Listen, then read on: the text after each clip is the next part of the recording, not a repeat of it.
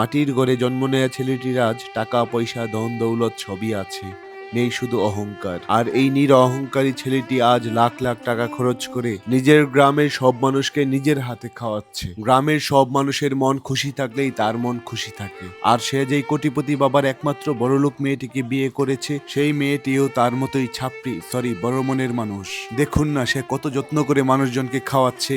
এই ভালোবাসার প্রতিদান দিতে গিয়ে মানুষজনও তাকে খাইয়ে দিচ্ছে। আসলে শুধু টাকা পয়সা থাকলেই হয় না, মানুষের মনও থাকা দরকার। অথচ এই মাটির ঘরে জন্ম নেয়া ছেলেটির আজ টাকা পয়সার সাথে সাথে সুন্দর একটি মনও আছে, নেই শুধু ব্রেইন। আর ব্রেইন না থাকাটা তার আসলে কোনো অপরাধ নয়। সত্যি কথা বলতে কি, সৃষ্টিকর্তা সবাইকে সবকিছু দেয় না। জীবন আসলে তাকে প্রতি পদে পদে অনেক কিছু শিক্ষা দিয়ে যাচ্ছে।